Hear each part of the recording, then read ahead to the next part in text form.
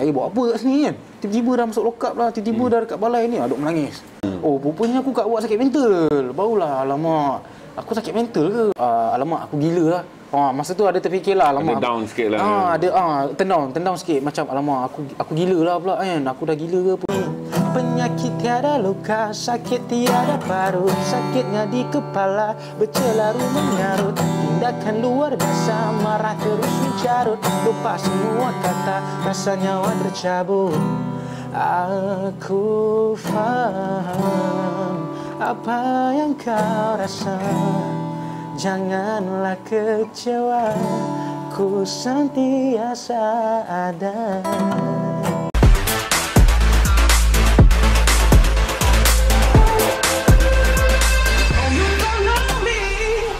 Untuk kita dengar kisah seorang Zain nakal ataupun Zain akal, nanti kita akan discuss. Tapi saya dah bual dengan dia hampir setengah jam sebelum on air. Jadi saya fikir saya ada jurang zaman yang saya terlepas banyak bila dengar cerita-cerita dia. Saya rasa macam semalam kalau kita dengar cerita Abang Sani, kita akan ingat satu jurang zaman yang kita pernah lalui. Tapi dengan dia, saya fikir kata ramai yang menonton di garasi yang veteran-veteran ni, yang ada baby boy kat perut semua ni, yang boroi-boroi ni. Anda akan melihat paling tidak apa yang dilalui oleh seorang anak muda berusia 23 tahun, penyanyi rap, boleh sebut rap dia? Penyanyi rap lah. Sebab saya susah nak bandingkan rap dengan hip hop apa semua ni, macam-macam muzik indie ni. Zain Nakal ada di studio, tapi malam ni kita tak saja bercerita tentang muzik. Dia akan cerita semualah. Kalau saudara ingat, pada tahun 2019 namanya dikenali kerana apa yang saya sebut sebagai tragedi stesen minyak yang menyebabkan dia diheret ke lokap, kemudian diheret ke mahkamah dan kemudian buat pengakuan bersalah.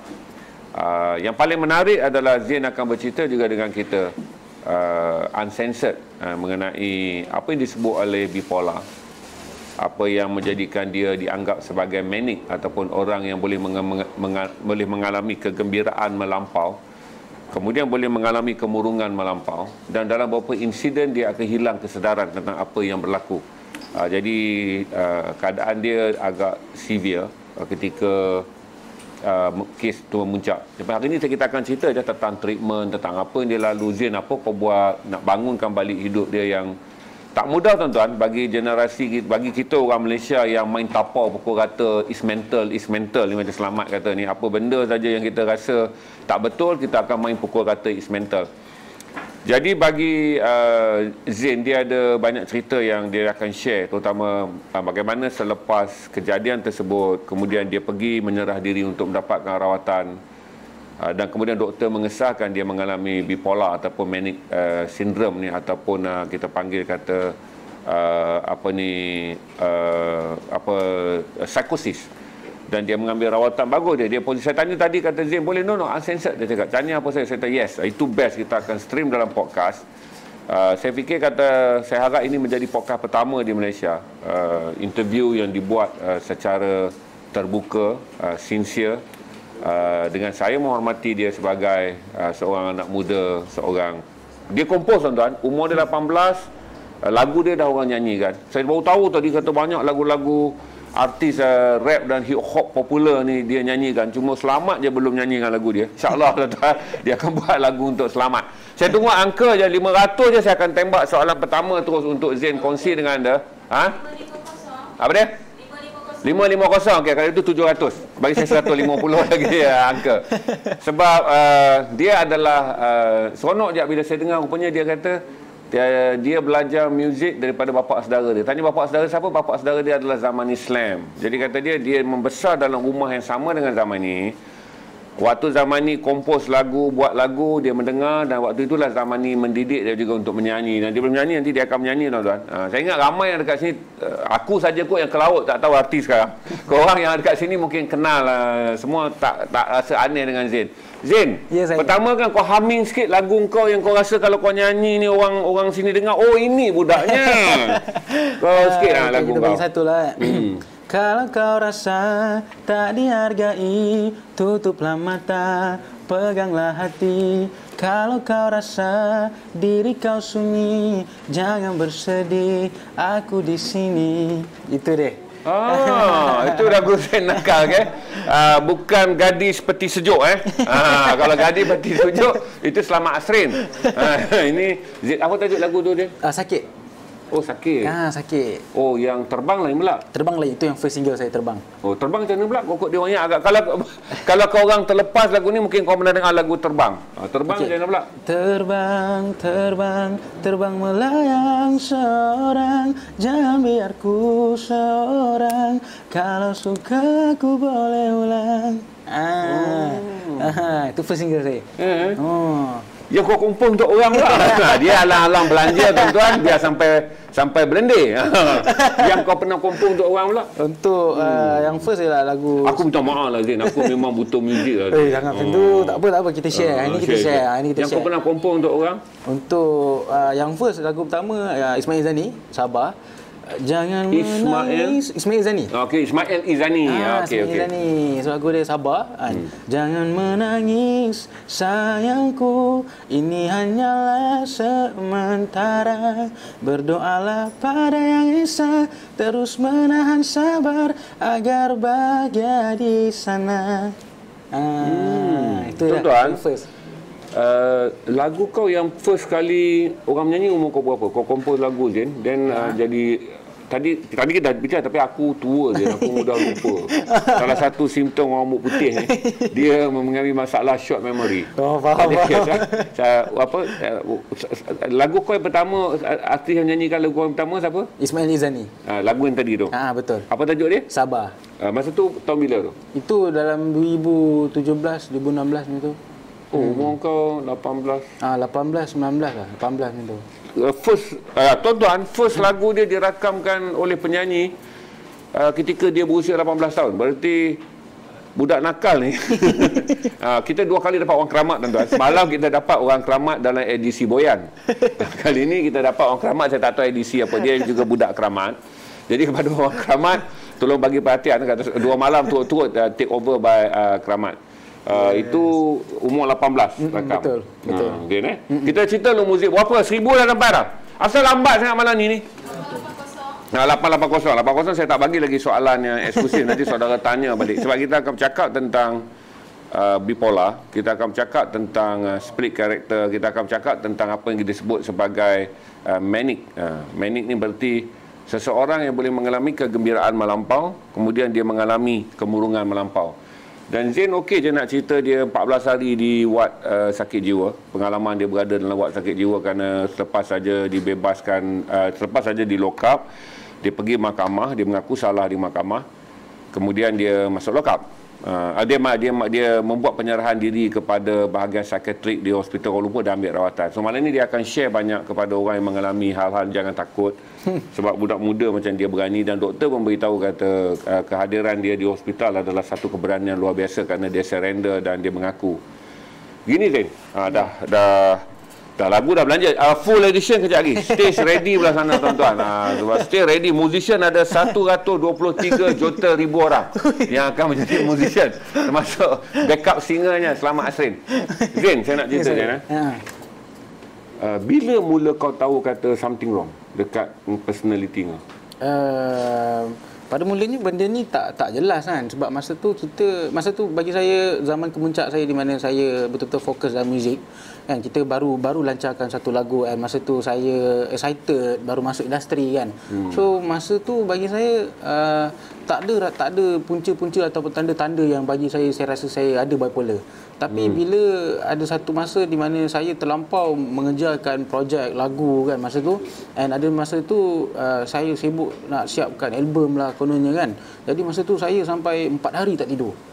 Sampai 4 hari tak tidur, saya menulis lirik saja. Menulis 4 hari tak tidur ni.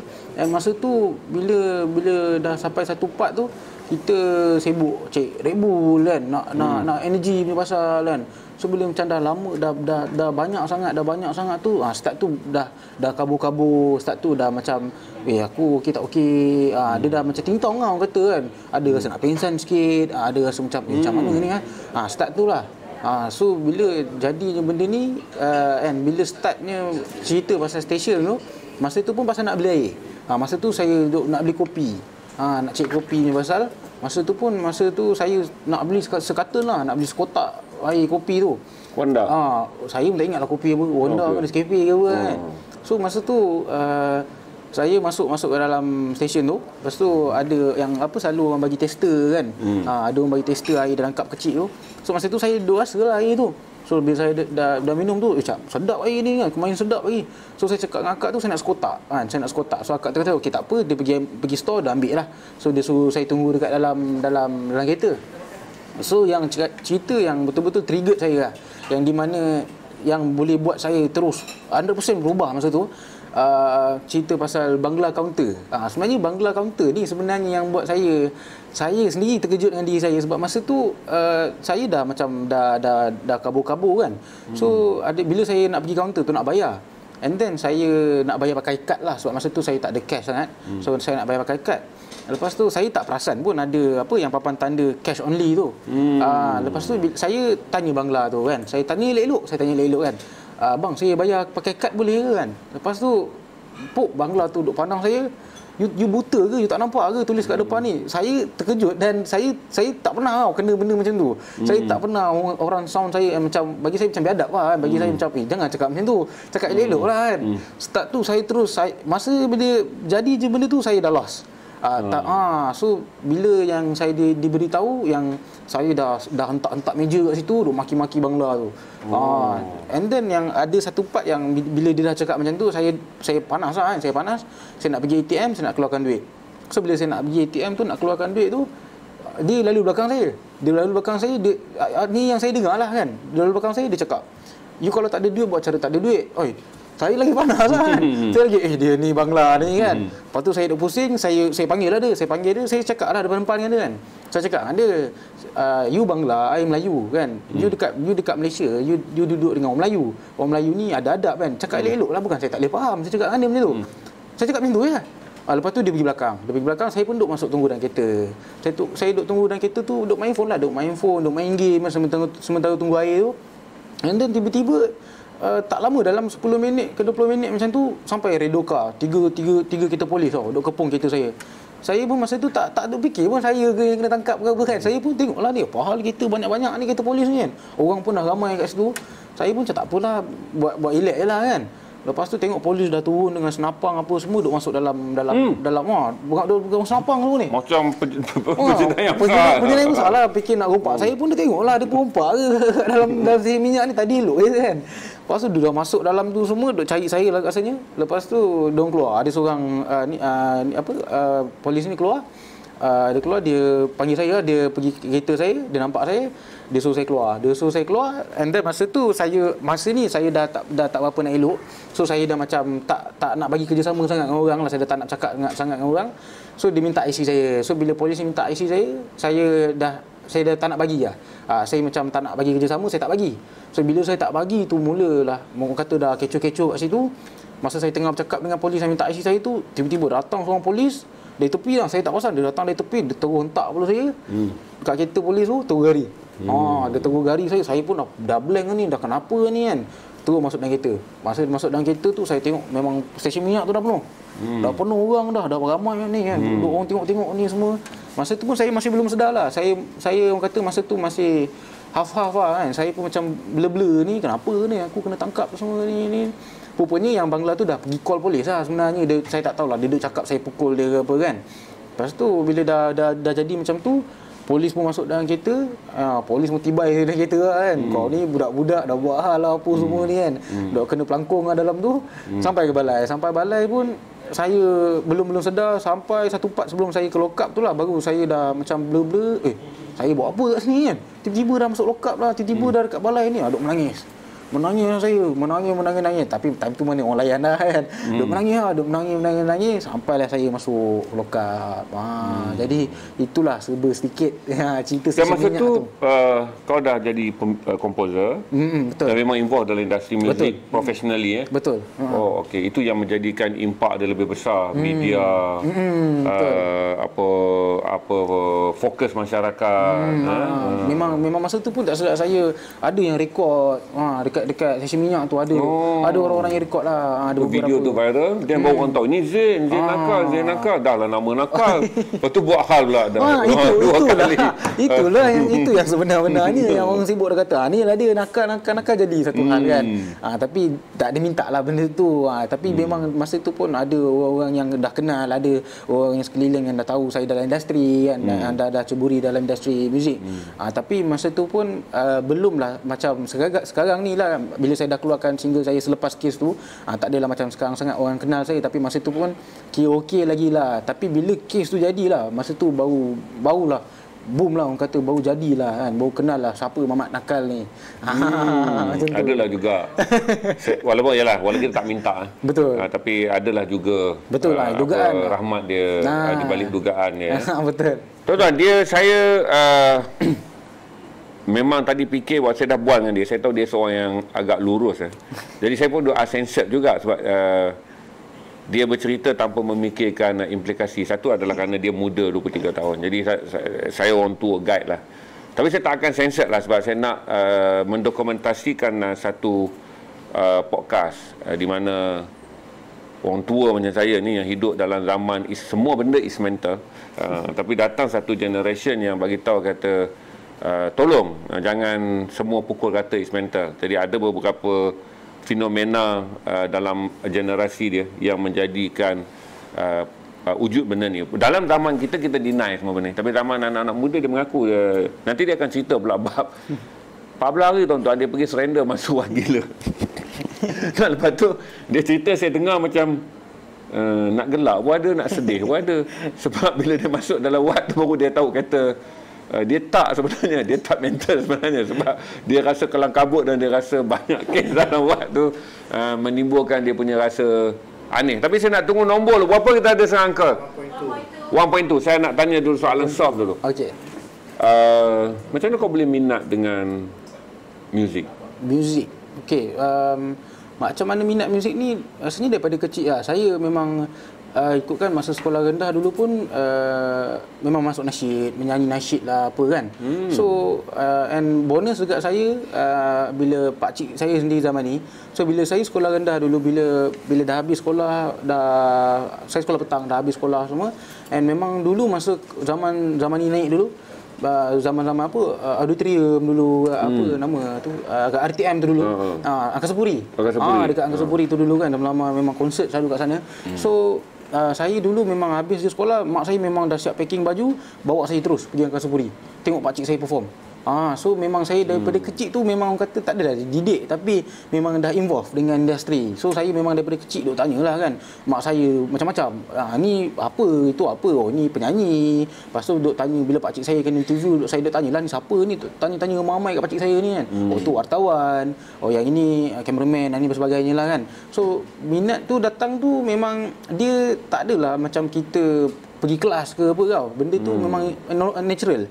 Natural bila di mana memang dulu masa saya kecil-kecil pun memang duk tengok pakcik saya duk aktif dalam muzik kan. So dia perform sana sini, and kat rumah pun duduk menyanyi, bawa gitar, beli gitar dan sebagainya. So memang dari kecil tu saya memang duk dengar dia menyanyi kan. Duk dengar dia menyanyi, lama-lama kita terikut kan. Best pula menyanyi ni kan. So saya pula kat rumah, pakcik saya bilik kat bawah kan, saya bilik kat atas. So bila nak pergi dapur, tinggal dengan zaman ni? Kita tinggal sekali. Saya memang duduk sekali dengan dia dulu kat Keramat lah. So bila nak pergi dapur ke nak turun makan ke apa, lalu bilik dia. Bila lalu bilik dia tu duk dengar dia menyanyi tu, kadang-kadang ada satu time tu saya duk tunggu kat tangga, duk dengar dia menyanyi, saya pun menyanyi sekali. So menyanyi sekali tu, seronok lah buat menyanyi. Bila dah menyanyi tu, so satu time tu bila saya dapat offer daripada Sekolah Seni Malaysia, Sekolah Seni Malaysia Johor Bahru. Jadi masa itulah kira start lah permulaan di mana yang saya betul-betul masuk ke dalam bidang muzik dan saya belajar muzik. So masa tu kira 5 tahun. 5 tahun saya belajar di Johor. Jadi sampai habis lah, sampai SPM. So alhamdulillah saya habis kat sana. So memang dekat sekolah seni sendiri pun memang dah dididik. Itu memang betul didikan yang bagi saya sangat-sangat baik. Bagi orang yang anak-anak nak belajar muzik, hantar sekolah sana. Hantar sekolah seni. Sebab bagi saya dekat sana pengalaman saya banyak di mana memang dididik untuk menguruskan show, menguruskan management muzik, macam mana kalau macam kita belajar setup, kita belajar miking, kita belajar wiring. So memang kat sana memang detail. Kita belajar note dan sebagainya kan. Jadi so daripada sana saya betul-betul mendalami muzik. So saya belajar satu-satu, belajar baca note, belajar itu, belajar ini. Dan ini fun fact untuk saya sendiri yang saya pun tak expect untuk saya menjadi seorang artis sebagai penyanyi ataupun rapper dan komposer. Saya sebenarnya 4 tahun saya sebagai drama. Boleh main drum saya drama masa saya sudah cari drama. Mak janganlah. Kebetulan untuk band saya masih tak ada drama aje. Okey. Saya boleh lagu ada drama ni. Tapi tak tahulah apa bunyi dia, saya pun dah lama tinggal. Okay. So ikutkan sebenarnya saya 4 tahun saya sebagai drama kat sekolah tu. Saya belajar drum sebab masa tu, sebab sekolah seni ni banyak daripada orang kata dia di Johor, tapi ada yang daripada KL, ada yang daripada Selangor, ada yang daripada Kelantan dan sebagainya. Dia digabung kat sana.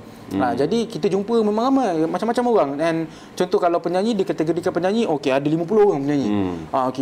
Gitaris berapa ramai gitaris, drama berapa ramai, keyboardis berapa ramai. Jadi kat situ kita kompetitif ramai sangat kan. Kita nak melawan pun susah. Jadi masa tu nak menyanyi pun saya fikir Allah. Saya masuk memang sebagai penyanyi, interview sebagai penyanyi, tapi bila nak fikir-fikir susah ni nak dapat show sebab ramai sangat penyanyi kan. Jadi saya cari option lain, saya tengok drama kurang. Okey, saya belajar drum. Masa tu pun saya tengok orang duk ketuk-ketuk bass pula kan. Tengok, kau main heboh lagi drum ni. Saya belajar drum 4 tahun. Jadi 4 tahun pengalaman saya belajar drum. And ikutkan masa saya dah belajar drum tu, saya dah start menulis lagu. Saya dah start main gitar sambil-sambil tu lah. Saya dah start menulis, saya dah belajar sikit-sikit. Saya tanya-tanya lah sini-sini saya okey ke lagu macam ni saya buat kan. So dari situ saya dapat feedback. Saya dah belajar, macam ni, okey kalau tak sedap macam ni, tukar chord macam ni, okey. So daripada situ. So minat tu sebenarnya ikutkan, dia ikut flow. Dia memang, alhamdulillah saya punya rezeki dalam live ni, dia muzik tu daripada kecil.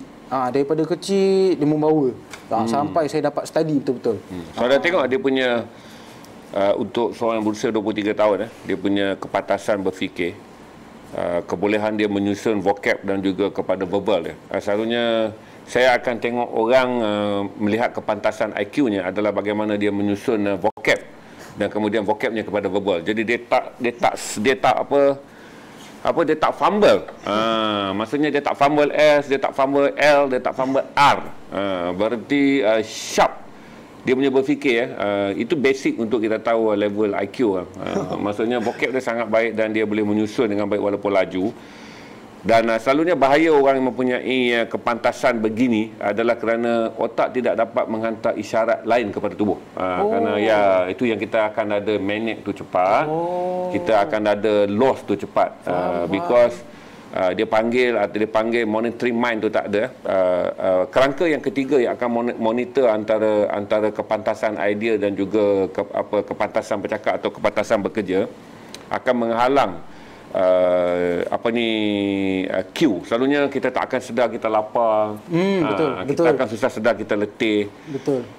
Kita akan lupa pada waktu. Kita akan anggap 4 jam, 5 jam. Waktu tak dapat Q kita dengan mengatakan dah lama ni bro. Ni dah lapar bro. Tak boleh. Because kepantasan tu terlampau laju. Jadi dia tak ada boleh lintas. Saya sedang dengar tadi tak tahu. Okey, dia mempunyai obsesif compulsive disorder dari segi kepantasan berfikir melampaui tahap biasa. Tapi okey, kita manage sebab dia bagi tahu doktor dah consult dia banyak. Tadi saya nak pergi juga tentang soalan masa kau jumpa doktor, apa first incident? Kau ceritalah sikit dulu intro. Siapa yang bawa kau pergi doktor? Senang-senang kau nak pergi doktor, lepas tu doktor sekretari lagi. Okey, selepas saya dah dikeluarkan daripada lock up kan, bila dah dijamin, and then saya dapat satu hari saja saya keluar, dapat satu hari je lah dapat rasa bebas. And masa tu konon-kononnya kita happy lah kan, dah keluar, dah bebas ni. Ini lock up 3 hari. Kau pergi mahkamah mengaku salah. Betul. Bayar denda. Balik rumah. besok ni kejadian ni lah. Okey. Ya, jadi Minum saya, air dulu, Kesian. Minum air. Saya minum dulu Ha. Tak maaf Baik budaknya. Sedap. Baik budaknya. Daripada tadi saya atas sebab santun. Baik budaknya. Mana saya muda-muda. Bakar drama saya. Okey. InsyaAllah. Okey. Lepas 3 hari lock up, pergi mahkamah dan mengaku salah, bayar denda, balik rumah dan kemudian orang suggest untuk Betul lah. Apa tu, manager saya sendirilah. Dia kata bawa saya pergi ke hospital untuk orang kata medical check up. Untuk nak check bila takut ada kuman dan sebagainya, bila kita dah lock up kan tak berapa nak bersih.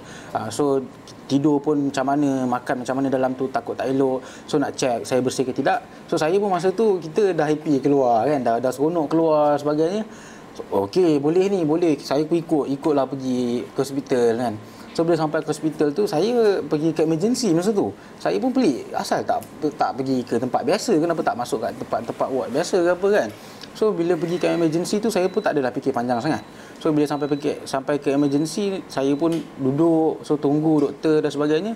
So bila dah check dan sebagainya, jadi lagi satu kejadian.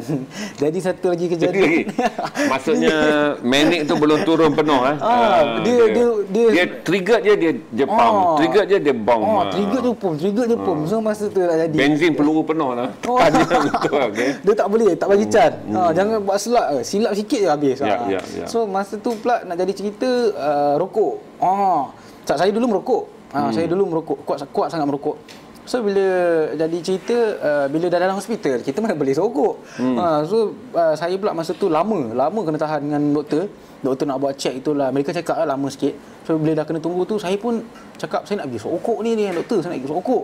Doktor pun cakap tak boleh, awak tak boleh rokok dalam hospital kan. Mana boleh rokok. Saya duduk pergi cek jalan macam mana kena rokok ni. Saya panggil kawan saya cakap, jom bawa akulah keluar kan. Bawa aku nak masuk dalam kereta, kita rokok dalam kereta lah, keluar apa semua. Lepas tu saya dah dipakaikan baju hospital sebenarnya. Saya dah dipakaikan baju hospital, dah suruh tukar lah baju kan. Masa tu kau tak tahu kata misteri ni kau dah diklasifikasi belum. kena masuk ward. Dia memang saja tak nak bagi tahu, takut saya lari apa kan. So saya serius lah, maksudnya bila doktor evaluate dia dah bagi ward tu, dia kira serius lah. Sebenarnya serius lah, tapi kau rasa biasa-biasa lagi. Tapi dia tak nak saya nampak sangat. Dia tak nak nampak sangat yang saya tahu saya dah kena ke apa kan. So dia tak bagi tahulah. Lepas tu saya pun nak keluar lah daripada katil tu, nak pergi keluar ke emergency ward tu, nak jalan keluar tu, nak panggil kawan saya nak pergi keluar. Orang semua duk tengok saya ni, duk pakai baju doktor, baju hospital ni kan. Ni apa hal mamak ni duk keluar kan. Lepas tu saya tak sempat nak keluar tu, dah kena panggil lah. Dah tarik saya masuk balik. Lepas tu saya pun masuk dalam saya dah panas kat situ sebenarnya. Saya dah macam aku nak isap rokok ni kan, atau dah tak tahan ni. Saya pun tahan lagi masa tu, saya tahan sampai malam. Sampai ke malam dah. Bila sampai dah ke malam tu saya dah tak tahan sangat dah ni. Ya Allah, dah cakap dengan doktor ni kan. Doktor, saya dah tak tahan sangat ni, saya nak isap rokok. Bagi saya isap rokok kejap. Doktor cakap tak boleh, awak dah dalam hospital, awak sakit ni, tak boleh isap rokok. Dah tak boleh 5-6 kali, saya pun duk berjerit lah kan. Apa masalahnya saya nak isap rokok je kan. Bukan susah saya keluar kejap, saya masuklah balik. Dah pumpang. Doktor tu tunggu kejap, dia datang balik, debius hilang. Itu cerita dia, debius saya terus hilang. Saya rasa tak sampai 5 saat. Saya rasa debius dia saya tu, saya duk hilang je. Nak jadi cerita hilang. Terus saya bangun-bangun, saya dah atas katil, dah masuk ward sekretari lah. Saya bangun-bangun je, memang katil saya menghadap pintu sekretari tu. Lepas tu saya nampak sekretari, ward sekretari. Masa tu saya tak tahu sekretari tu apa pun. Saya tak tahu sekretari tu apa. Ini tahun 2019? 2019. Okey, kau usia 21 tahun. 21 tahun, betul. Masih naif lagi. Memang tak tahu apa pun. Okay. So bila tengok tu, saya pun, ni ward sekretari buat apa ni kan? Sakit apa saya ni kan? Dah tinggi ke kencing manis ke apa kan? Saya tak tahu apa benda. Lepas tu saya tengok lah, orang ni pun macam elok sebab tak ada pula tengok apa yang tiang air ke apa kan. Selalu kan orang yang sakit ni ada yang bawa cucuk air ke apa, tengok tak ada, semua elok atas katil tengok kan. Tengok orang macam orang lah kan. So bila dah tunggu nurse tu datang apa semua, saya duduk tanyalah saya ada sakit apa kan. Lepas tu diorang tak layan saya sangat lah, sebab masa tu saya baru lagi, so diorang takut saya trigger lagi. So diorang macam tak nak layan saya sangat, so diorang suruh saya rest. Kau rasa berapa jam lah tu? Kau tak boleh tahu berapa hours daripada kau kena suntik sedatif tu. Dia panggil sedatif benda tu. Oh, sedatif lah? Sedatif. Bawah ini saya tahu kenapa dia sedatif. Sedatif. So, saya rasa masa tu malam, saya kena cucuk tu, saya rasa lebih kurang dalam 9 ke 10 malam macam tu. Lepas tu saya bangun tu, saya rasa dalam tengah hari ke petang. Oh, kuat. Suntikan pertama lama tu. Memang lama. Saya sedar-sedar tu, saya rasa kebiasaan normal dia bagi 50 mg ke 75. Sama ada sedatif tu jenis petadine atau apa. Aku rasa mungkin kau dapat sampai 75 tu yang menjadikan sampai 9 jam, 10 jam. Teruk sebab dia takut saya mengamuk kan dalam tu. So terus abuse lah. So saya pun bangun-bangun bila dah sedar, saya pun saya ni kat mana kan? Saya pun tak tahu. And then saya pun tak apalah, saya relax je dulu. Saya pun tak adalah nak buat bising sangat. Sebab masa tu pun adalah sisa-sisa apa kena cucuk tu. So kita pun macam bela-bela kan, macam kat mana ni semua. So bila dah lama sikit, dalam sehari dua macam tu, ada satu kejadian pasien lain dalam tu. Sebab dia lurus, saya kena pesan dekat ni, tolong jangan sebut nama dia, jangan sebut bangsa. Dia cerita straight tuan-tuan. Pasal kan saya beritahu kata antara vocab dan verbal dia akan jalan dalam satu trafik. Jadi dia takkan ada orang kata apa, cam CCTV yang akan bagi tahu dia vocab ni walaupun kita fikir tapi tak boleh verbal kan. Dia masih muda, so saya warning dia senang. Nasib baik bagi tahu saya faham. Ni pengalaman lah, pengalaman dekat hospital pula lah kan. Jadi sebenarnya ikutkan masa hari kedua, hari ketiga macam tu, ada satu kejadian di mana ada seorang lelaki ni, dia orang kata macam mana, saya rasa masa tu dia mengamuk rasanya. Dia mengamuk, saya tak tahu kenapa dia mengamuk, sebab saya pun masa tu tak berapa nak ambil tahu sangat. Tapi yang saya tahu dia mengamuk lah, dia mengamuk dekat tempat makan. Dekat tempat makan tu dia mengamuk, dia kena tangkap. Kena tangkap lah dengan nurse. Bila dah kena tangkap tu, and then yang kena pakai suit yang orang ikat tu. Ikat tu. So masa tu lah bila dah kena ikat, lepas tu dia dibawa ke katil, and then dia ikat kat katil pula. Masa tu lah baru saya tahu, aku dah ada dekat buat ni. Rupanya ini serius ke aku ni? Sebab yang saya tahulah yang pakai baju tu semua orang gila lah kan. Barulah saya tahu, ini ward sakit mental lah kan. Rupanya aku kat ward sakit mental. Barulah, alamak, aku sakit mental ke? Tapi masa tu saya tak adalah macam gabra ke apa kan. Sebab fikir saya gila ke. So masih elok lagi, masih macam okey, tapi try to adapt lah. Try macam aku ni sakit, aku ni ada masalah mental. Tapi belum tahulah apa penyakitnya. Tapi masa tu semua saya fikir, alamak aku gila lah. Masa tu ada terfikirlah, alamak. Ada down sikit lah. Turn down sikit, macam alamak aku gila lah pula kan. Aku dah gila ke apa, macam mana, dok fikir macam mana. And then doktor panggil saya. So doktor panggil saya, doktor nak tengoklah macam mana saya punya keadaan.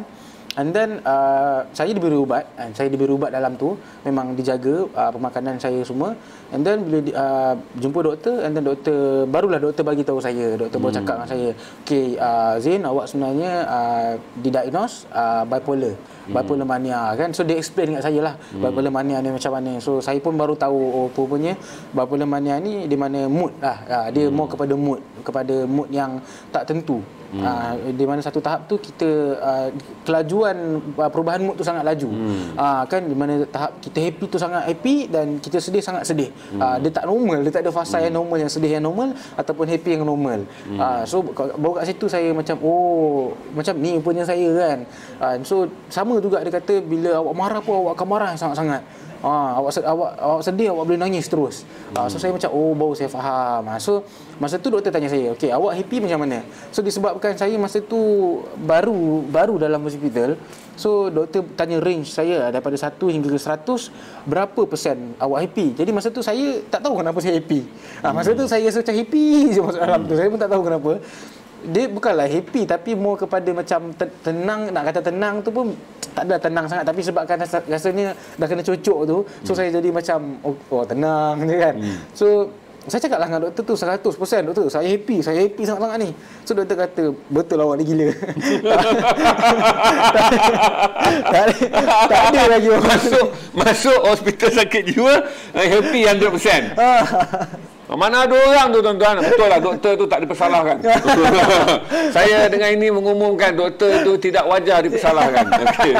Mana betul lah kan. Mana betul. So saya pun tak boleh nak cakap apa kan. Saya tak tahu sangat apa benda ni. Jadi saya cakap dengan doktor, saya happy ni 100%.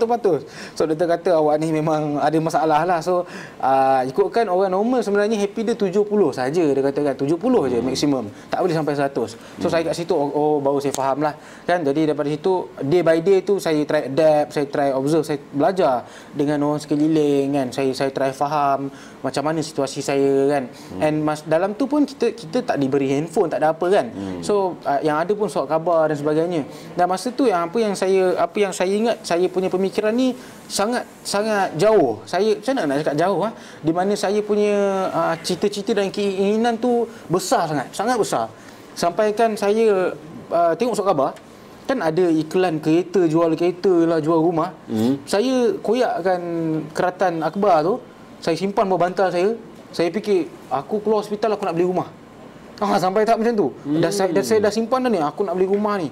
Rumah yang macam ni. Tanda-tanda aneh tu dah ada. Tanda-tanda yang pelik lah. Bagi saya pelik lah kan. Sekarang saya fikir memang pelik lah. Dulu masa tu saya fikir, boleh ni kan. Duit tak tahu mana datang. Tahu-tahu nak beli kereta. Dia pun kita faham tuan-tuan, bagi orang yang hilang kewarasan, bagaimana mereka berfikir. Sebab dia menceritakan ambang pintu antara normal dan tak normal, di mana dia cut gambar letak. Dia tak heran lah kalau orang datang kat bus stop, kita jumpa dia cerita rumah dia 20 biji. Dia ada semua kereta yang ada atas jalan raya dia punya, sebab dia pernah cerita ambang tu. Okey. So itu antaranya lah. Kau simpan bawah bantal dalam buat tu. Simpan tu. Kono-kononya nak keluar buat ni, nak beli. Nak beli kereta ni memang saya punya rumah ni, saya punya. Kono-kono macam tu. Lepas tu yang antaranya yang buat lagi saya rasa macam tu, ward tu ada tingkap lah. Ada tingkap, so kita nampak kereta lalu-lalang lah kat jalan kan. So saya hari-hari tengok kereta berjalan kat luar ni. Saya duk kira kereta, and then saya duk kira kereta ni, duk kira kereta. Sebab saya masa tu, dalam masa duk mengira tu, saya duk pilih kereta mana yang saya nak. Saya tahap macam tu. Aku nak kereta macam ni, aku nak kereta yang tu. Saya duduk sampai macam tu lah kan. Tapi ikutkan bagi saya, saya orang paling elok aku dalam buat tu. Walaupun tengah kira kereta. Walaupun dalam, orang kata teruk tu kita je tahu. Tak adalah sampai melibatkan orang lain kan. Tak adalah macam sampai huru-hara ke dalam tu. So yang teruk kita je rasa. So ada pengalaman lain yang di mana bagi saya ini memang pengalaman yang terbesar dalam hidup saya, yang saya akan ingat sampai sekarang kan. Sebab yang saya belajar, antara pengalaman-pengalaman macam ni yang buat saya ajar di mana mental health ni bukan saja ikut umur. Bukan orang kata orang muda je kena, orang tua je kena, tak ada. Dia memang orang kata penyakit ni semua kena kan. Jadi nak ikutkan cerita ni, ada satu kisah ni, ada seorang pakcik lah, bagi saya seorang pakcik. Dia masuk selepas saya masuk. So dia masuk sangat normal. Sebaya saya dalam lebih kurang macam tu lah. Dia 40 ke 50 macam tu. So masa dia masuk tu, dia sangat normal. Saya tengok dia elok. Orang tengok dia berbual dengan orang pun elok. So saya pun masa tu nak berbual lah dengan dia sebagainya. So nampak macam elok pada mulanya. Sampai ada satu hari ni, satu malam ni, orang semua duk elok tidur ni, tiba-tiba duk bising kat bilik tandas lah. Dekat tandas ni duk bunyi bising, duk bunyi air kan. Saya pun, ni buat apa ni kan? Siapa yang duk bising-bising kat tandas ni? Saya pun pergi tandas. So bila saya pergi tandas ni, tengok dekat tandas ni pipe semua dah terbuka. Pipe apa, tempat ambil uduk tu dah semua dah keluar air. Tengok pipe shower semua dah keluar air kan. Lepas tu saya tengok lah, pakcik tu dah Allah Akbar. Dia dah duk tenggek dekat tempat pipe tu. Duk mengenang-kenang. Dia menang-menang, tak tahu dia fikir swimming pool ke apa kan. Saya pun tak tahulah. Allah Akbar. Pakcik ni buat apa pula ni? Saya pun nak panggil lah pakcik. Keluarlah pakcik ni, orang nak tidur ni kan. Dah 2-3 pagi ni kan. Tak nak, dia tolak-tolak. Tak nak. Aku nak main air dan sebagainya. Saya pun dah panggil nurse, tariklah pakcik tu, tukar pakaian dia semua, eloklah dia tidur. Jadi kat situ baru saya macam, ada orang yang teruk punya yang sampai tahap macam tu. Dia punya pemikiran mungkin dia bukan bipolar. Mungkin dia ada satu tahap dia yang lain. Kita pun tak tahu apa penyakit mental, tapi dari situ yang saya belajar di mana mental health ni banyak sangat fasa, dia banyak sangat cabang-cabang penyakit dia. Jadi bagi saya yang dia itu mungkin di tempat lain lah. Dan macam ada antara pengalaman yang lain yang saya tahu, contohnya macam skizofrenia kan, yang dia dengar bunyi-bunyi. Jadi yang ini pun terjadi dekat saya sendiri, dan ini orang yang depan katil saya. Di depan katil saya ni, orang ni dia pun baru juga masuk. Jadi sama juga kisah dia 2-3 pagi. Saya pun tak tahu apa masalah dia orang ni. 2-3 pagi dia buat hal. Jadi orang nak tidur dia buat hal. So masa ni orang nak tidur, saya duk dengar orang bunyi-bunyi bercakap. Orang bercakap-cakap. Saya pelik lah 2-3 pagi ada orang bersembang ke kan. Tengok orang semua duk tidur berdengkur ke kan. Tiba-tiba duk bunyi-bunyi syong-syong. Saya pun terbangun tengok orang depan ni kan. Tengok orang depan ni, dia tengah bercakap dengan bantal. Saya tengok ni apa hal ni bercakap dengan bantal ni kan. Dia duk angkat bantal tu, duk goncang-goncang bantal tu, bergaduh dengan bantal tu, betul-betul tumbuk bantal. Saya cakap, ni apa hal ni duk bergaduh dengan bantal ni. Saya pun bangun, you kenapa ni bergaduh dengan bantal? Dia pandang saya, dia tak bercakap. Dia senyap. Dia macam sedar yang kita macam marah dia lah. So dia senyap. Lepas tu saya pun pergi katil saya tidur balik. So elok saya nak pejam mata, bising balik. Syong. Aduh, ni kenapa pula ni kan. Saya pun dah 2-3 kali dia buat hal, saya panggil nurse. Lepas tu nurse datang, nurse cakap dengan dia semua ni nurse bagi ubat lah, baru dia tidur. So bila saya esok tu saya tanya nurse, dia ni penyakit apa? Skizo. Punya dia penyakit yang dengar-dengar. So dia rasa ada orang cakap dengan dia. And then dia ni pula, bila dia orang skizo ni, dia tahu bila orang datang dekat dia, orang bercakap dengan dia, dia tahu yang orang marah dia. Dia bukan orang marah dia, dia tahu yang orang tak selesa dengan dia. Dia tahu yang dia bercakap, bukanlah dia tahu dia bercakap seorang-seorang, dia berada dalam dunia dia. Dia tu ada satu part yang dia rasa yang dia bercakap dengan semua benda bercakap dengan dia. So kat situ saya belajar satu benda lagi baru. Tuan-tuan boleh tengok kepantasan dia berfikir. Sebab tu bagi orang yang mempunyai IQ yang tinggi, mereka lebih terdedah untuk mengalami obsessive compulsive disorder, dan lebih panjang mereka mengalami kekuatan IQ. Berarti dia macam stamina, lebih banyak mereka boleh berfikir dalam long hours tanpa henti. Berarti energi itu akan menyebabkan sistem isyarat ke atas tubuh mereka yang normal tak akan berlaku. Sebab tu dia kata dia dah ambil treatment. Saya tengok alhamdulillah. Saya tahu kata dia mempunyai kepantasan IQ yang tinggi. Dan satu lagi, dia aku benar dulu bagi story rehat. Saya Seronok cerita-cerita macam ni, pengalaman, sebab jarang orang nak bertanya saya kan. Jadi bila dapat cerita macam ni, seronok. Sebab bagi saya kadang-kadang pengalaman macam ni kena dulu saya. Lupa. Banyak sikit. Bismillah. Saya akan bagi dia rehat untuk ambil oksigen, supaya dalam blood dia ada oksigen, supaya saya boleh bantu dia untuk kawal obsesif dia. Sebab selalunya bila kita jumpa orang macam ni, yang paling pertama mereka perlukan adalah makan yang cukup, yang kedua adalah oksigen dalam tubuh dalam keadaan yang baik. Sebab tu saya asyik tengok tangan dia, sama ada jari dia mula shaking atau tidak. Bila dia cerita nampak normal je. Alhamdulillah. Dia pun dah 2 tahun, dia cerita pengalaman yang 2 tahun sudah, dan dia dah pergi pada treatment. Karier muzik dia pun dah banyak, dah launching lagu dia. Dia menyanyi dengan Dayang Nur Faizah, okey. Satu benda yang selepas ni saya akan guna kabel dia. Dayang Pilihanku. Lagu baru. Okey, tuan-tuan pun boleh berehat sekejap, minum air. Kita ada berapa ribu orang, Sam? 1.5 untuk dengar kisah seorang anak muda yang berusia 21 tahun ditahan di hospital psikiatrik selama 14 hari bagi memastikan diagnose sejauh mana dia mengalami apa yang disebut sebagai bipolar. Bipolar ni selalu orang sebut sebab dia adalah daripada jenis kategori yang lain berbanding yang kita selalu berbual tentang anxiety, depression. Dia adalah di bawah kelas penyakit yang lain. Okey. Apa pun saya nak tanya dulu, sebab satu ruang kosong yang saya jumpa tadi adalah dia membesar tanpa ayah. Dia membesar tanpa ayah, dan sekarang saya harap dia lebih kuat kerana ibunya meninggal tahun lepas. Berarti Zain membesar dalam rumah yang hanya ada ibunya. Ibunya adalah single mom, pelihara dia. Dan dia menumpang kasih dengan bapa saudara dia, iaitu Zamani, kerana dia membesar dalam rumah yang sama dengan Zamani. Apakah kau rasa kesunyian dan juga hidup tanpa bapa adalah satu yang menyedihkan? Menyedihkan, bagi saya tak adalah sangat menyedihkan. Cuma bagi saya kekeliruan lah. Kekeliruan tu ada sebab masa saya kecil pun bila saya tengok kawan-kawan saya bila balik sekolah, mak bapak ambil kan. Saya ada satu part tu saya tanya kawan saya sendiri, seronok ke ada ayah? Macam mana rasa dah ada ayah? Sebab saya teringin tu mungkin ada sikit lah kan. Sebab kita nak tahu macam mana ada seorang ayah, macam mana didikan seorang ayah kepada seorang anak kan. Jadi saya bila time kecil tu bila mak saya tanya saya okey ke kan, hidup macam ni, hidup tak ada ayah dan sebagainya, saya cakap saya okey.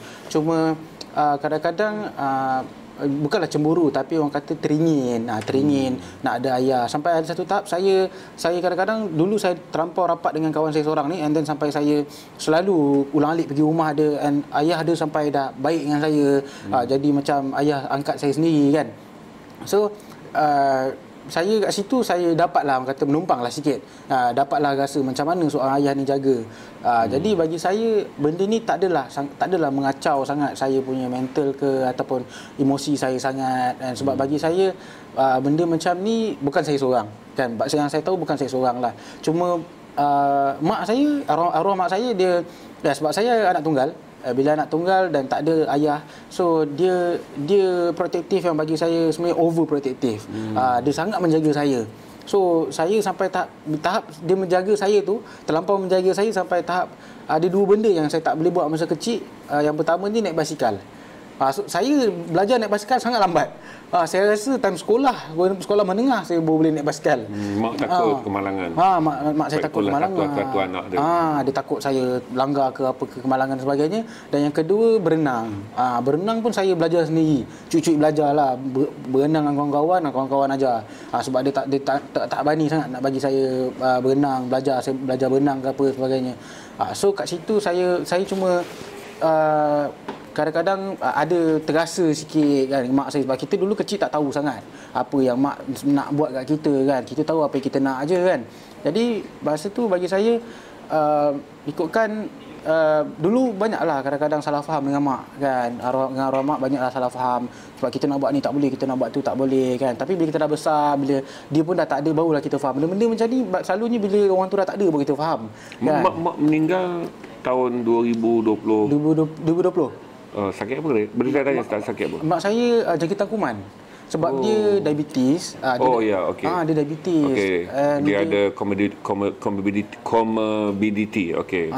Jadi dia ada luka kat kaki tu. Lepas tu berjangkitlah kuman. Berapa usia mak masa mak? Mak saya dalam lebih kurang 50. Oh, masih muda masa 50 51 macam tu. Tuan-tuan, ada soalan ke tak?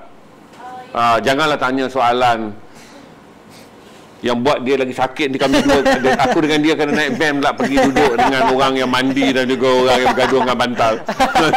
Tuan-tuan tolong bagi soalan yang supaya saya dan dia tak pergi naik van dan dia layan orang yang mandi dalam bilik air dan saya layan orang yang bertumbuk dengan bantal. Sebab saya kalau boleh saya nak bagi dia belanja satu lagu untuk relaxkan dia. Sebab kita akan lama pun, sebab saya tahu dia memerlukan selain daripada dia perlukan ruang ini untuk sharing. Sharing ni juga manfaat kepada anda semua. Kata jangan in denial. Kalaulah kita ada saudara, ada adik, ada anak, bukanlah satu keanehan. Betul. Kerana sebahagian daripada apa yang mereka alami sebenarnya bukanlah kerana gangguan emosi, tapi kerana mereka dilahirkan dengan IQ yang tinggi dan IQ itu tidak di-guide dengan betul. Maksudnya orang tak sedar dia mempunyai keupayaan IQ yang luar biasa.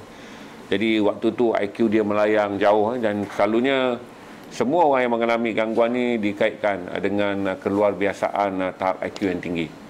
Dia orang nak dengar menyanyi dulu tak? Sebab saya pun tengah test, because kalau saya dengan Dayang, saya rasa mungkin dia backup singer dia. Saya ambil you are first choice lah. Backup singer. Saya ubah dah sebelum ni, saya punya plan Jamal lah dalam backup singer. Dia nak tanya soalan tu Dia orang bertanya, Zain mengalami satu situasi yang normal dan pada situasi yang dia ceritakan tadi. Betul. Now you back to normal lifestyle, apa yang diharapkan orang sekeliling untuk motivation atau apa yang peranan diorang pada orang-orang yang menghadapi situasi yang mereka alami sebelum ni? Saya repeat balik. Ada penonton tanya, dia dah lalu apa yang disebut sebagai ambang, maksudnya dia tahu kata selangkah masuk ke dalam alam gangguan mental, Dan selangkah lagi dia rasa dalam alam waras kan dah balik dah okey. Betul. Treatment. Cuma penonton tanya, sebagai orang yang dah pernah tengok dunia belah sana, apa yang kau advice pada masyarakat kalaulah jumpa orang apa kita sebut mereka yang mengalami krisis kesihatan mental?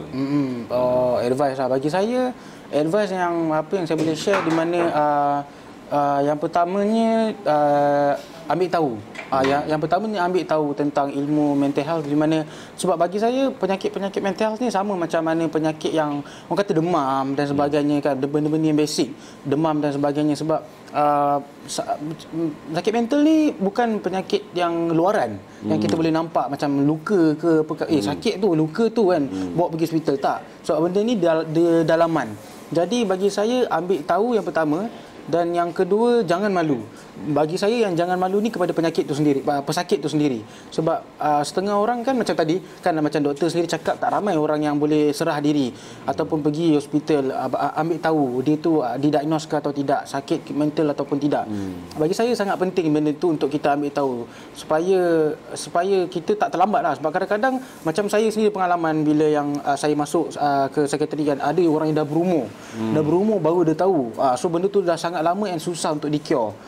So bagi saya ambil tahu benda ni and share. Sebab kadang-kadang benda ni sebab setengah orang dia tak nak ambil tahu sebab bagi dia alah bukan kena kat aku. Tapi macam tadi kan, kalau tak kena kat awak ambil tahu supaya kadang-kadang ahli keluarga, kawan-kawan itu sendiri kadang-kadang boleh jadi. Kan, bagi saya benda sangat penting sebab kadang-kadang orang sekeliling kita, dan bagi saya orang yang ada mental health ni tak semua orang dia suka share dengan orang-orang yang sekeliling dia, sebab kadang-kadang ada orang malu kan. Ada orang dia malu, dia nak bercakap yang kalau dia share nanti dia kata bukan orang bantu pun, orang pantai lagi. Kau gila. Betul. Kau gila. Betul. Macam tahulah, tak nak kawan lah kan dan sebagainya, macam mentality. Orang kita kan semua is mental. Mudah is mental. Sekali selamat pun dia orang is mental kan. So apa orang kata pemikiran terbuka tu tak dibendung lagi dekat dalam pemikiran masyarakat zaman sekarang kat Malaysia bagi saya. Sebab benda macam ni belum lagi dipupuk dekat masyarakat zaman sekarang. Sebab benda ni tak viral, tak berleluasa, contoh macam COVID ke sekarang kan. So takkanlah kita nak tunggu sampai benda ni betul-betul luar daripada masyarakat baru orang nak tahu, baru nak ambil tahu, ataupun jadi kat diri sendiri baru nak ambil tahu kan. So bagi saya tak nak ambil tahu benda ni. Yang penting ambil tahu dan bagi saya beranikan diri untuk jumpa doktor, tanya sama ada okey ataupun tidak. Kalau tak ada alhamdulillah kan. Kalau ada tu at least awak dah cure awal, dah diberitahu awal, dah didiagnose awal. So bagi saya itulah. Kita bagi dia menyanyi satu lagu tak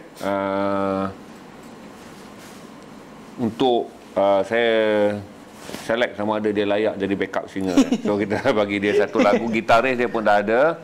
Lepas tu kita sambung. Yang risau kita ada masa lagi sebab selepasnya saya akan tanya pula bagaimana proses 2 tahun dia ambil treatment, bagaimana kesihatan yang bertambah baik. Kau kisah boleh, dulu. boleh Kau kena tukar mic. Okey.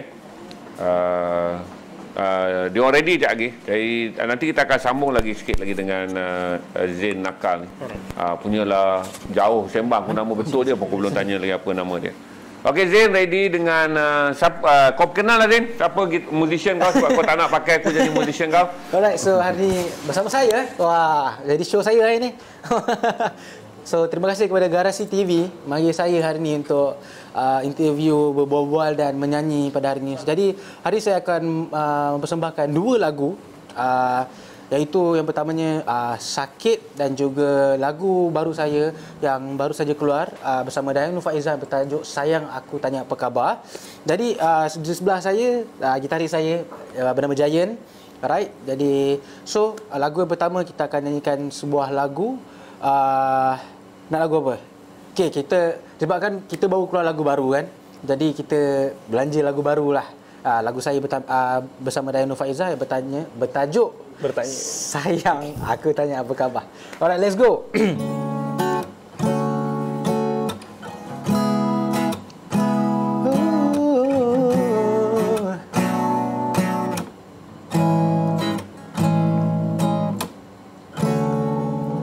Sayang, ku tanya apa khabar.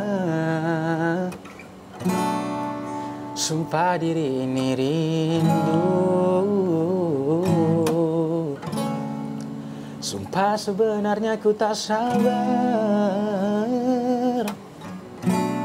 nak bersama macam dulu-dulu.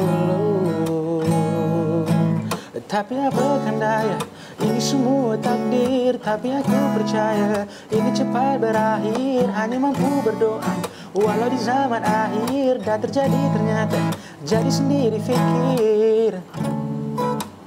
Ku terima semua, ku tunggu walau apa jua, ku tunggu walau kau lama. Sayang, ku tanya apa kabar. Sumpah diri ini rindu,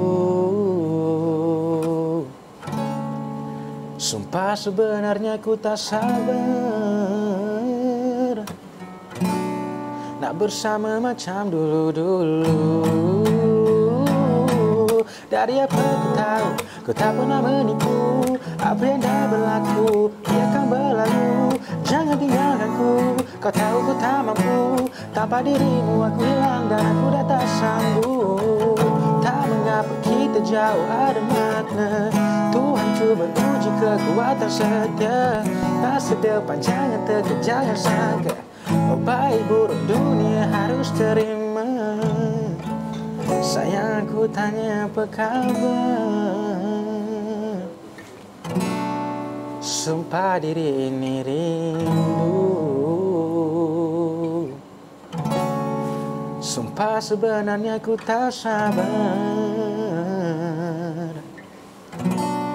nak bersama macam dulu. Alright, thank you guys. So itulah lagu saya bersama Dayang Nur Faizah yang bertajuk Sayang Aku Tanya Apa Khabar. Korang boleh tengok kat YouTube sekarang. Alright. Oh, terus. Okey. So disebabkan kita diminta untuk berani terus. Lagu yang kedua. So lagu kedua saya cerita sikitlah Boleh cerita Boleh. Alright, so boleh cerita kita cerita sikit. So lagu yang kedua bertajuk Sakit. Di mana menceritakan sebenarnya lagu ni lagu yang bagi saya punya masterpiece lah bagi saya sebab lagu ni lagu selepas kejadian yang di mana saya bercerita tadi, di mana saya sakit dan sebagainya. Jadi masa pembikinan lagu ini saya fikir macam mana nak bagi tahu orang yang kita ada sakit mental. Kalau kita demam, kita boleh bagi tahu kita demam kan. Jadi kita nak bagi tahu macam mana kita ada sakit mental. Jadi dengan lagu inilah saya menceritakan tentang bagaimana saya sakit. Alright, let's go.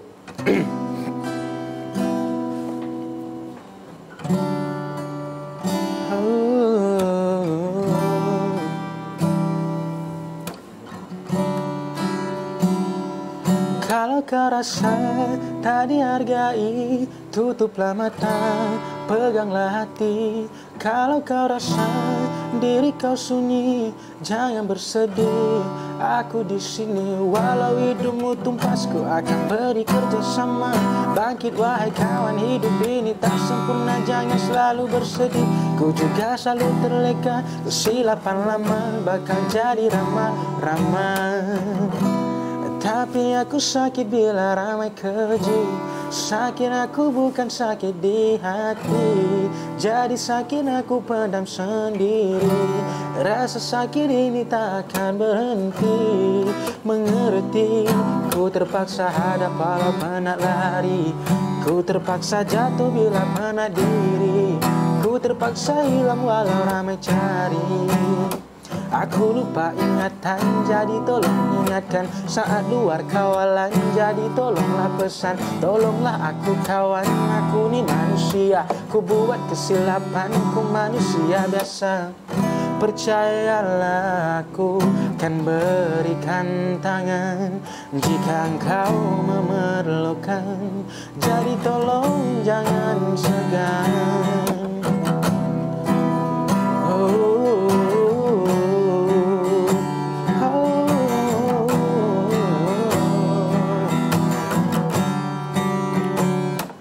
Kalau kau rasa tak dihargai. Tutuplah mata, peganglah hati.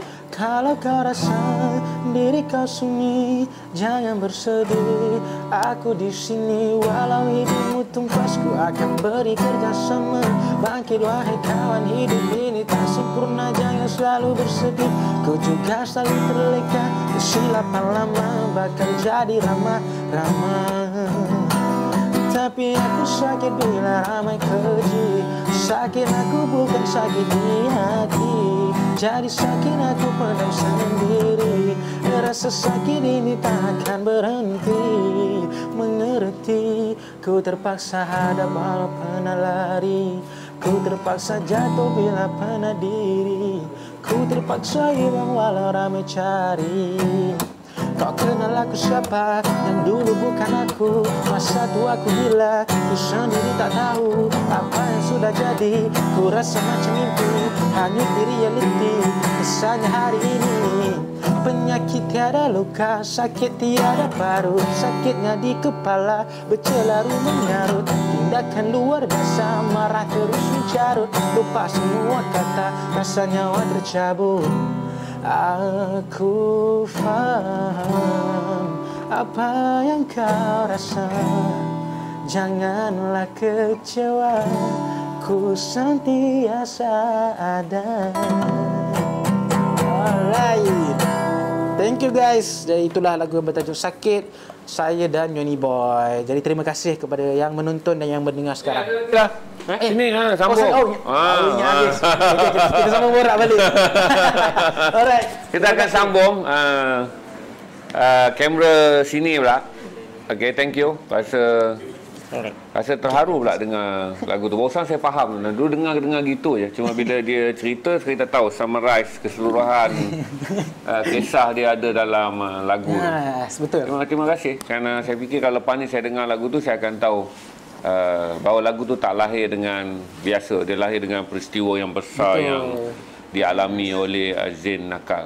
Ada orang tanya Zain, kita balik ke muzik kejap sebab saya nak bagi dia punya kimia gembira tu dapat dikawal.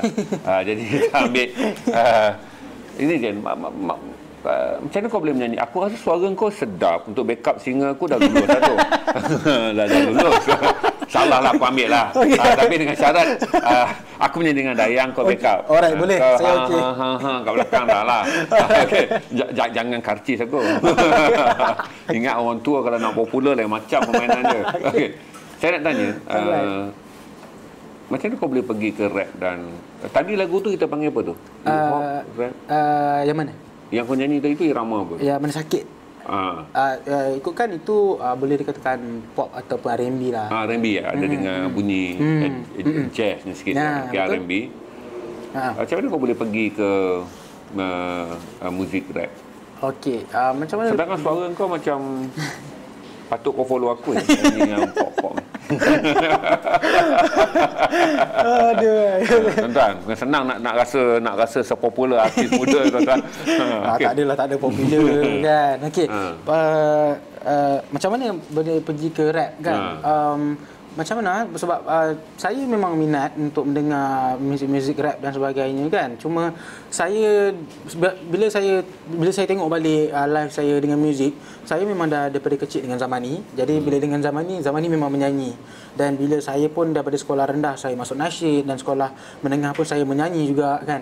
Jadi dekat situ saya cuba cari kelainan sikit. Bagi saya cuba cari kelainan yang apa kelainan yang saya boleh buat, takkan daripada kecil sampai ke besar saya nak menyanyi saja kan. Jadi saya cuba untuk mendengar lagu-lagu rap, lagu-lagu hip hop. Jadi kat situ saya cuba untuk masuk dalam dunia rap dan hip hop lah. Tapi kat situ pun bagi saya bonus sebab bagi saya saya boleh belajar penulisan. Sebab bagi saya minat rap ni sebab penulisan tau. Penulisan rap ni, ritma, rhyme dan sebagainya kan. So kat situ saya rasa sebab saya masa tu sebelum saya ke rap saya kompos kan. Saya kompos lagu. So bila saya ceburi bidang rap, kat situ saya belajar menulis. So bagi saya itu bonus. Itu bonus untuk saya kompos pula. Lirik semua pun kau tulis sendiri? Betul. Alhamdulillah. Jadi kat situ bonus kat saya dah belajar rap, so saya belajar menulis dan saya boleh kompos. So saya boleh buat dua-dua. So bagi saya itu antara kenapa punca saya boleh minat dalam bidang rap sendiri. Okey. Ada lagi satu soalan yang serius daripada pembaca, daripada seorang yang tonton ni, Zain. Dia tanya, penyakit ni kau rasa berlaku akibat kerja, akibat cara membesar ataupun genetik? Kau memang ada, masa kau dengan doktor diagnose sebagai apa? Diagnose bipolar kau ni sebagai apa? Kerana kemurungan ataupun kerana kau memang dilahirkan dengan potensi yang tinggi untuk ada bipolar? Saya rasa bentuk genetik tu tak ada. Tapi bagi saya atas dasar kerja ataupun stres. Dia orang kata stres yang melampau dan kerja yang melampau dan saya tak tidur. Itu bagi saya antara punca besar tak tidur. Bila tak tidur sebab apa yang doktor cakap kat sendiri saya, contoh yang diberi oleh doktor kepada saya sendiri, komputer kan. Bila komputer kita buka 24 jam tak tutup, mau meletup komputer tu kan. Jadi sama macam otak kita. Jadi doktor kata sama macam tu, bila kita tak tidur, jadi otak kita ni bekerja 24 jam. Tak tidur, so dia tak dapat rest. So bila tak dapat rest, dia nak rest. Dia crash. Bila dia crash tu yang kau tak sedar apa kau buat. Yes, bila crash tu kita dah lost. 50-50 lost. Okay. So antara punca dia bagi saya tidur. So start tu memang saya jaga tidur. Saya memang paranoid sikit bila tak tidur kan. So memang saya akan spend walaupun dah 2-3 jam saya akan ambil tidur juga. Sebab tidur sangat-sangat penting. Macam zaman sekarang orang 2-3-4 pagi kan tak tidur lagi kan. Tengok Instagram, tengok Facebook, tengok TikTok dan sebagainya, tak tidur 24 jam live ke apa semua kan. So bagi saya tak salah buat benda macam tu, tapi make sure awak ada satu part dalam 24 jam awak tahu awak tidur. Tidur sangat penting bagi saya. Benda apa yang saya belajar daripada situ, tidur sangat dia penting. Adalah restless kerana kita abuse kita punya mind sendiri ya. Betul. Jadi akhirnya tanpa sedar dia berlaku crash seperti komputer yang tak ditutup. Betul. Okey, berarti itu yang diagnose kerana pada kau muda kau keluar ambitious terhadap muzik, nak buat benda-benda luar biasa. Akhirnya kerana tak tidur dan 4 hari 4 malam bekerja, itu yang jadikan crash. Betul. Dari segi 2 tahun ni kau rasa macam mana? Dari segi sihat lebih okey? Untuk selepas dah kejadian ni dan 2 tahun saya dah okey. Bagi saya better, saya dah better dan saya masih orang kata mengambil ubat. Kan masih pengambilan ubat lagi, masih dalam orang kata doktor punya pantauan, counselling doktor. Saya pun memang akan every 6 months ataupun 3 bulan pergi jumpa doktor ambil ubat dan sebagainya. So bagi saya okey, masih okey, alhamdulillah okey. Untuk trigger tu dah kurang. Dan bagi saya tak adalah benda tu dah tak seteruk dulu, dah kita boleh tahu benda tu, kita dah boleh kawal benda tu, kita dah tahu kalau agak-agak nak jadi macam ni, okey apa yang kita boleh buat, apa yang kita boleh fikir, apa aktiviti yang kita boleh buat. So kita dah aware kat situ. Doktor dah latih. Dan now kalau dia nak trigger, kau dah tahu ini tanda-tanda dah ada. Kalau rasa macam dah fikir pelik-pelik ni, dah tahu lah. Okey, tidur. Tidur ataupun pergi ambil ubat. Mental. So kat situ kita dah tahulah macam mana nak atasi benda tu. So far buat masa sekarang saya okey, alhamdulillah. Dan bila saya dah aktif balik, bekerja balik kan, dah aktif balik dengan industri. So saya dah tak berapa ni sangat, dah tak fokus sangat ke mental ni sangat dah. Dia tak adalah kita nak. Tapi kau seorang yang sangat positif Maksudnya ya, saya suka jumpa orang muda macam ni yang tak mudah mengalah. Sebab tu saya bagi tahu, kata luar biasa adalah IQ driven. Itu kelebihan orang yang dilahirkan dengan IQ plus attitude. Mereka punya IQ yang bagus. Sebab saya bagi tahu saudara, tak mudah untuk mendapat ritma di mana teknik berfikir yang dipanggil apa ni vocab di dalam kepala dan transmit kepada verbal, iaitu susunan ayat yang sempurna. Sebab IQ adalah ukuran mengenai vocab, apa yang berputar di perkara fikiran anda, dan verbal, anda menyatakannya dengan jelas dalam susunan kata-kata yang boleh memberikan orang kefahaman. Itu gambaran yang luar biasa ada pada IQ dia. Menarik Zain. Masa lepas mak tak ada okey Okey. Adalah sedikit lah di mana masa mula-mula arwah pergi, saya okey. Sebab masa tu pun saya dah the day before dia pergi tu, malam tu saya jumpa dia. Saya jumpa dia di hospital lah, dia memang dah di hospital. Masa tu kita dapatlah rasa dan dah rasa lah orang kata. Adalah rasa-rasa tu tapi tak, orang kata masih husnuzon. Masih lagi berfikiran baik, masih lagi macam okey tak ada apa, insya-Allah okey kan. Tapi bila keesokannya tu saya dikejutkan dengan berita yang beliau dah tak ada, and then saya masih okey. Saya masih okey dan sampai ada satu hari ni saya tiba-tiba down and nak jadikan cerita masa hari pemanggilan arwah tu, masa tu saya bersama dengan Uni Boy, kita orang stay sekali lah. Bila kita stay sekali dan kami dua komposer buat lagu dan jadi nak ikutkan jadi cerita ni, Uni Boy masa tu dia ada buat satu lagu yang bertajuk Kecewa. Dan masa tu lagu tu dibuat untuk mak dia. Dia buat untuk mak dia kan. Jadi ada satu part tu saya dengar balik lagu tu, saya down. Tiba-tiba saya down. Saya rasa macam boleh touch lah. Kita boleh dengar lagu yang kita rasa kita boleh kena ni, kenalah kan. Jadi kena dengan saya dengan lagu tu. Lepas tu saya terus masuk dalam lagu tu, saya tulis lirik, saya masuk dalam lagu tu, saya sambil menyanyi tu saya menangis. Lepas masa tu barulah saya rasa yang kehilangan tu yang sebetul-betulnya. Barulah saya rasa macam macam ni rasa dia kan bila hilang mak kan. Sebab masa mula-mula tu kita reda, kita terima kan. Terima tu memang terima tapi kesedihan tu tak adalah melampau sangat kan. Masa tu pun saya kawal, saya tak adalah sebab dia dah ada simptom kan. So kita benda tu tak mengejut. Boleh dijangka. Boleh dah dijangka. So benda tu tak terlampau mengejut sangat sampai kita meninggal ke apa kan. Tapi bila dah lama tu bila kita fikir banyak kali, bila kita fikir mak aku dah tak ada ni. Lepas tu dia fikir lagi, betul ke mak aku tak ada? Selalu kita text dengan mak kan, selalu call dengan mak. Lepas tu bila fikir-fikir, mak aku dah tak ada tu.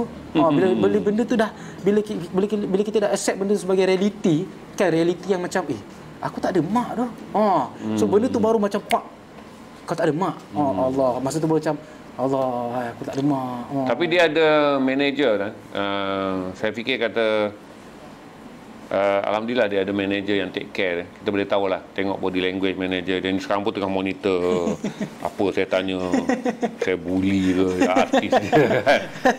Jadi dia bagus lah, sebab kami manager dia yang hubungi kami, kata shock lah kalau dapat stream dengan dia. Saya kata okey lah, adik-adik kata okey lah, jom kita stream di garasi, berkongsi benda yang jarang orang nak kongsikan. Saya bangga kalau benda ni record, lepas tu kami simpan di YouTube untuk anak-anak muda daripada generasi dia faham. Kata melalui pengalaman begini bukanlah sesuatu yang tanda hidup telah berakhir, tapi adalah tanda hidup telah bermula. Di mana kita mulakan sesuatu dengan apa yang kita fikir kekurangan dalam kelebihan. Itu yang paling menarik kerana dia datang package dengan IQ yang tinggi, kita dengan keupayaan imaginasi yang luar biasa. Tetapi dia juga datang dengan beberapa kekurangan yang kita kena kawal, iaitu apabila dia down, kita kena manage. Ini adalah simptom biasa bagi orang yang mempunyai IQ yang tinggi, daya kreatif yang tinggi, di mana teknik mereka berfikir adalah right brain driven, menggunakan otak kanan yang terlalu laju.